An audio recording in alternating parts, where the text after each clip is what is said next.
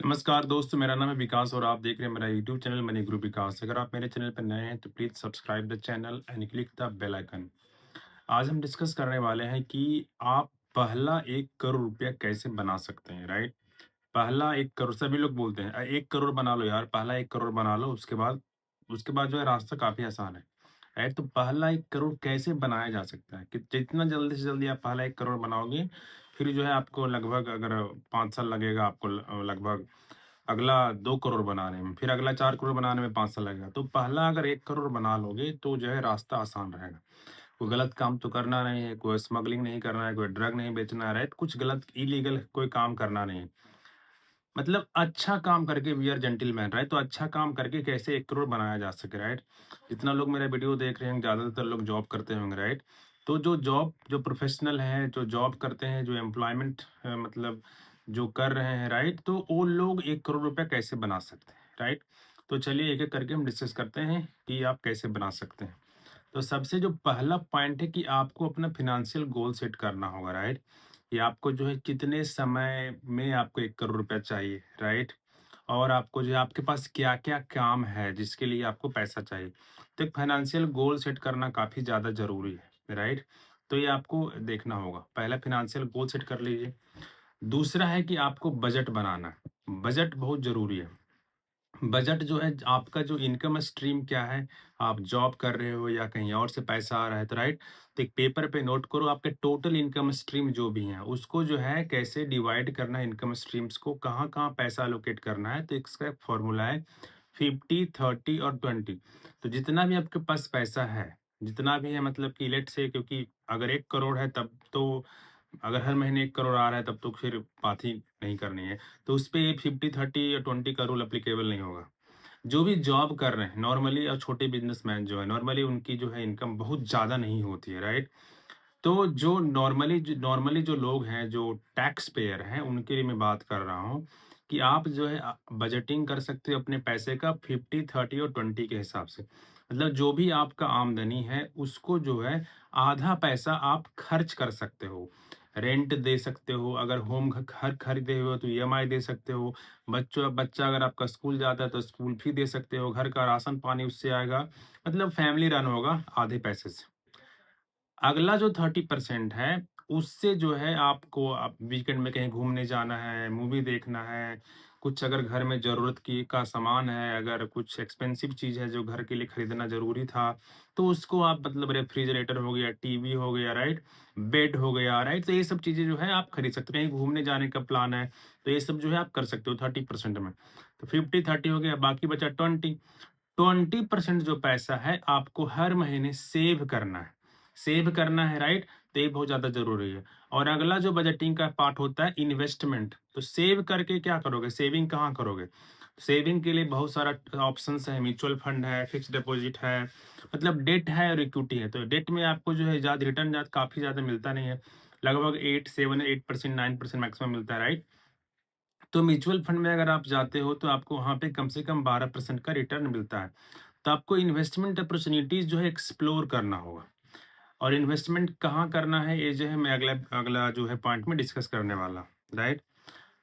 अगला जो पॉइंट है, 2 पॉइंट मैंने डिस्कस कर लिया, एक तो सेट फाइनेंशियल गोल्स है, दूसरा जो है आपको अपना बजट बनाना है।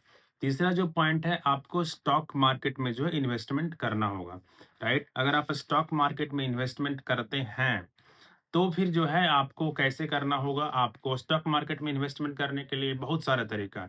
या तो आप डायरेक्ट स्टॉक्स पिकर अगर हैं, आपको स्टॉक खरीदना अगर आता है, फंडामेंटली गुड स्ट्रॉन्ग स्टॉक्स अगर खरीद सकते हैं, तो आप स्टॉक्स खरीदिए। और मैं तो कहूँगा कि आपको चाहे कितना भी अच्छा स्टॉक पिकर क्यों ना है, आपको म्यूचुअल फंड में भी इन्वेस्टमेंट करना चाहिए। क्योंकि म्यूचुअल फंड में थोड़ा टेंशन कम होता है, राइट? क्योंकि आप कुछ ना कुछ तो एक्टिव जॉब कर रहे होंगे, राइट? तो पूरा पैसा अगर जो है स्टॉक मार्केट में लगा देंगे डायरेक्ट स्टॉक्स में, तो मुझे नहीं लगता कि आप सही डिसीजन लेंगे, राइट? क्योंकि आपसे स्मार्ट लोग म्यूचुअल फंड में बैठे हुए होते हैं। तो आप अपना जो है इन्वेस्टमेंट का जो काम उसे दे दें, या नहीं तो कम से कम आप आधा पैसा अगर 10,000 रुपया इन्वेस्ट करना है हर महीने, तो 5,000 जो आप म्यूचुअल फंड में लगाइए, 5,000 रुपया डायरेक्ट स्टॉक्स में लगा सकते हैं, राइट? ये कोई ऐसा कोई फ़ॉर्मूला नहीं है। बस मैं ये कह रहा हूँ कि आप जो है थोड़ा आपका टेंशन कम जाएगा कि कुछ तो लगेगा आपको कि अरे कुछ पैसा जो है मेरा एक्सपर्ट जो है मैनेज कर रहा है। थोड़ा रिस्क मतलब थोड़ा आप शांति से जीवन जी सकते हो, राइट? तो स्टॉक मार्केट में या तो आप डायरेक्ट स्टॉक्स को अच्छे तरीके से एनालाइज करके फंडामेंटली स्ट्रॉन्ग स्टॉक्स को आप पिक कर सकते हो, या फिर जो है म्यूचुअल फंड इन्वेस्टर मैनेजर के थ्रू आप जो है म्यूचुअल फंड स्कीम्स को, अच्छे म्यूचुअल फंड स्कीम्स को सिलेक्ट करके उसमें इन्वेस्टमेंट कर सकते हो। इन दोनों ही केसेस में आपको अपने फिनेंशियल एडवाइजर से सलाह लेना बहुत ज़रूरी है। आप चाहे कितना भी एक्सपर्ट क्यों ना हो, लेकिन आपको फिनेंशियल एडवाइजर से सलाह लेना ज़रूर चाहिए, राइट? ये तो हो गया तीसरा point, investment in stock market और investment in mutual fund, right? चौथा पॉइंट क्या है? चौथा पॉइंट है कि आपको बहुत सारे लोग हैं जो रियल एस्टेट में जिनको अच्छा लगता है। बहुत सारे मेरे फ्रेंड्स हैं जो कि स्टॉक मार्केट में इन्वेस्टमेंट नहीं करते हैं। 1 रुपया भी उसका स्टॉक मार्केट में नहीं लगा हुआ है, राइट? लेकिन वो उनको अच्छा रियल एस्टेट डील करने आता है। वो ज़मीन अगर देखेंगे अच्छा पता चल जाता है उसको और वो लेते हैं। अच्छा फ्लैट्स लेते हैं, राइट? तो आप रियल एस्टेट्स में भी अगर आप स्मार्ट प्ले कर सकते हो, तो वहाँ पे भी आप एक्सप्लोर कर सकते हो और उस उधर भी आप जा सकते हो, राइट? तो वो स्टॉक मार्केट, कुछ लोग स्टॉक मार्केट में अच्छे होते हैं, कुछ लोग रियल एस्टेट में अच्छा करते हैं, राइट? मेरे कुछ साल मतलब कुछ बड़े मेरे भाई हैं, तो वो लोग हैं कि उन्हें स्टॉक मार्केट समझ में ही नहीं आता है। मैं कई बार बोला कि म्यूचुअल फंड में इन्वेस्टमेंट करो, लेकिन उन्हें आज तक समझ में नहीं आया, राइट? तो बहुत सारे लोग होते हैं जो स्टॉक मार्केट में नहीं जाते हैं और रियल एस्टेट में जाते हैं। तो आप रियल एस्टेट का जो ऑप्शंस है, इसमें भी आप जो है अगर, क्योंकि रियल एस्टेट का लेकिन एक प्रॉब्लम है कि इसमें जो है ज़्यादा पैसा लगता है, ज़्यादा फंड आपके पास चाहिए, तभी जाकर के मतलब आपको एक अच्छा कोई डील मिल पाता है, या फिर आपको अच्छा मतलब अपॉर्चुनिटी, कोई भी किसी तरह का अपॉर्चुनिटी के लिए आपको रियल एस्टेट में कुछ ज़्यादा पैसा चाहिए, राइट? तो ये जो है चौथा पॉइंट है, रियल एस्टेट को भी आप एक्सप्लोर कर सकते हैं। पाँचवाँ जो पॉइंट है, स्टार्ट अ साइड बिज़नेस। आपके पास अगर कोई भी अगर स्किल है, अगर आप मान लो कि आप अगर आईटी सेक्टर में काम करते हो, सॉफ्टवेयर इंजीनियर हो, तो आप कोई एप्लीकेशन बना सकते हो, वेबसाइट डिज़ाइन कर सकते हो, किसी के लिए लोगो बना सकते हो, ग्राफिक्स डिज़ाइनिंग कर सकते हो, किसी के लिए कोड कर सकते हो, या फिर अपने लिए पूरी एप्लीकेशन बना के उसको प्ले स्टोर पे डाल करके मोनेटाइज़ कर सकते हो, राइट? अगर ऐसे आप काम नहीं कर सकते हो, कोई भी अगर सब्जेक्ट में आप स्किलफुल हो, स्कूलिंग डेज में अगर कोई भी आपका सब्जेक्ट अच्छा था, या फिर अगर नहीं तो अभी आपने कुछ अच्छा एक्सपीरियंस किया है इंडस्ट्री के बारे में, आईटी इंडस्ट्री के बारे में, मार्केट के बारे में, स्टॉक मार्केट के बारे में, राइट? पर्सनल फाइनेंस के बारे में, कुछ भी मतलब, तो उससे रिलेटेड आप वीडियो बना सकते हो, राइट? अगर ये आपको अगर अच्छा मैथ्स पढ़ाने आता है, इंग्लिश पढ़ाने आता है, या कोई भी सब्जेक्ट अगर आपका अच्छा है, जैसे कि आज खान सर पढ़ाते हैं, राइट? तो बहुत सारे चीज़ों को आप जो है उसको कर सकते हो, ट्यूटोरियल बना करके, कोर्स बना करके उसका वीडियो बना सकते हो, राइट? तो इस तरह से भी आप जो है बहुत सारे पैसे अर्न कर सकते हो, राइट? तो साइड बिज़नेस, या फिर अगर आपको मतलब अगर सोशल मीडिया पे नहीं आना है, तो आप कोई भी साइड बिज़नेस जो है आप स्टार्ट कर सकते हो, राइट? और या फिर आप जो है फ्रीलांसिंग कर सकते हो, राइट? तो इस तरह का काम आप कर सकते हो। तो ये 5वाँ तरीका है पैसा कमाने का।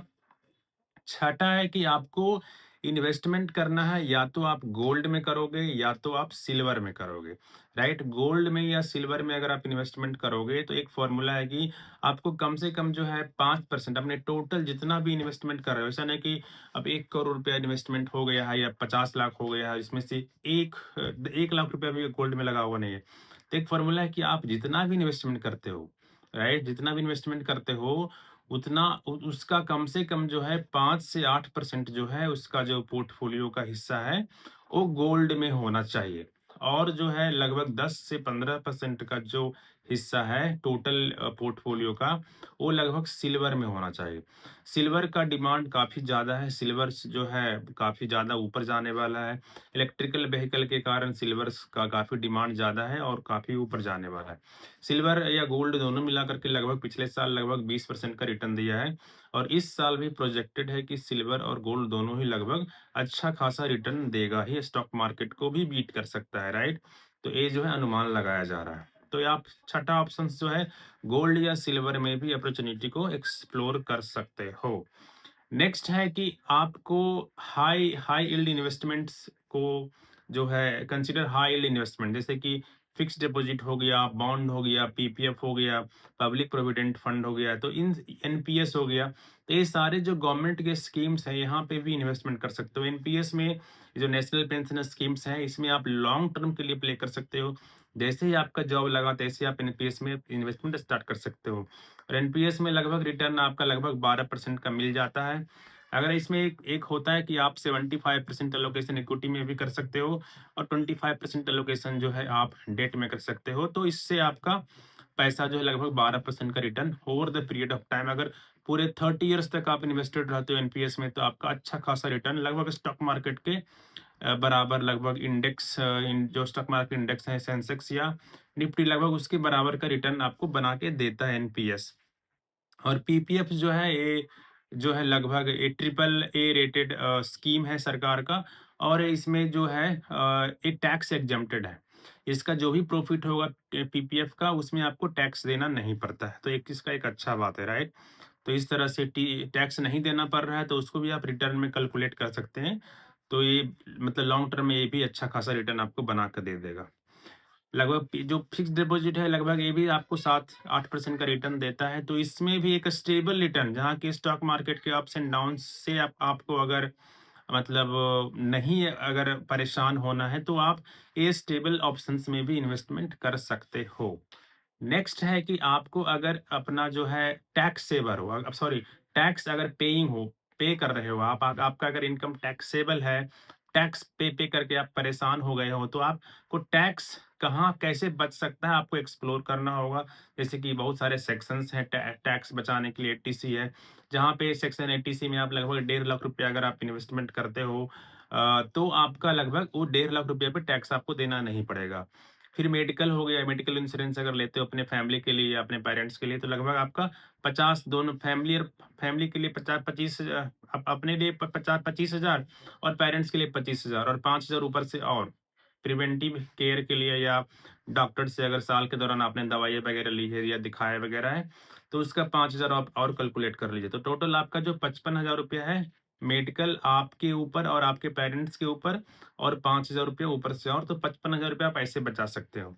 एनपीएस में भी है कि आपको अगर एनपीएस में इन्वेस्टमेंट करते हो, तो 50 हज़ार रुपया आप एनपीएस के कंट्रीब्यूशन को भी टैक्स सेविंग स्कीम्स में मतलब कैलकुलेट कर सकते हो। तो और अगर आप हाउसिंग, एक मैंने वीडियो बनाया हुआ है रिसेंटली, आप पूरी वीडियो को देख लीजिए। मैं फिर से क्या बताऊं उसको, मैं इसमें कैसे कैसे आप टैक्स को बचा सकते हो, एक पूरी मैंने वीडियो बनाई है, मैं डिस्क्रिप्शन में डाल दूंगा, आप उसको पूरा देख सकते हो, राइट। और है एक महत्वपूर्ण बात कि जो आपको रिटर्न मिलता है, उसको फिर से अगर आप री इन्वेस्ट करते हैं, जैसे कि आपको डिविडेंड मिलता है तो उसको आप इन्वेस्ट कीजिए, इंटरेस्ट मिलता है तो उसको आप इन्वेस्ट कीजिए। तो इस तरह से जो है आपको जल्दी से जल्दी अपने गोल को अचीव कर सकते हैं, राइट। जैसे सेविंग अकाउंट है, सेविंग अकाउंट में आपने बहुत सारा पैसा आपका पड़ा हुआ था, उस पे जो है इंटरेस्ट आते रहा था, तो उसको आप इन्वेस्ट करते रहिए फिर से। या डिविडेंट आ रहा है तो उसको फिर से इन्वेस्ट करते रहिए। स्टॉक्स को खरीदा है आपने तो डिविडेंट आता होगा, तो उसको भी आप इन्वेस्ट करते रहिए। तो इस तरह से आप कर सकते हैं। सबसे जो लास्ट पॉइंट है कि आपको डिसिप्लिन्ड रहना है और कंसिस्टेंट रहना, ये सबसे ज्यादा महत्वपूर्ण है। ऐसा नहीं है कि एक साल म्यूचुअल फंड में इन्वेस्टमेंट किया, एसआईपी किया, अरे कुछ पैसे हो गए, चलो अब इसको निकालो अब, राइट। तो वो नहीं करना आपको, जो है कुछ पैसा इमरजेंसी फंड के लिए रखना है। कुछ पैसा जो है आपको ये इसलिए रखना है कि अगर मान लो कि 6 महीने का पैसा, अगर आपका खर्चा जैसे 50 हज़ार हर महीने का है, तो आप जो है 6 × 5 = 30, लगभग 3 लाख रुपया जो है आप उसको लॉक कर दो, एफडी में या सेविंग अकाउंट में या लिक्विड फंड में। 3 लाख रुपया रख दो, बाकी जो पैसा है अपना इन्वेस्टमेंट करना स्टार्ट कर दो। नहीं तो होगा कि आपको जब भी पैसे की जरूरत पड़ेगा, आप म्यूचुअल फंड को ब्रेक करोगे, इन्वेस्टमेंट को ब्रेक करोगे, उसके बाद उसको निकालोगे। जो भी पैसा आपकी ज़रूरत है, जो कभी भी ज़रूरत पड़ सकता है, उसको एक चालू खाता में रखो या तो इसको लिक्विड फंड में रखो। ये करना बहुत ज़्यादा ज़रूरी है, राइट। और डिसिप्लिन रहो, कभी एसआईपी को मिस मत करो, इन्वेस्टमेंट को कभी मिस मत करो, इंस्टॉलमेंट को कभी मिस मत करो। जो भी जहाँ पे भी आप इन्वेस्टमेंट कर रहे हो, उसके इंस्टॉलमेंट को कभी मिस मत करो। इस तरह से फिर आप अपने पहला 1 करोड़ तो आप जल्दी से जल्दी बना लोगे।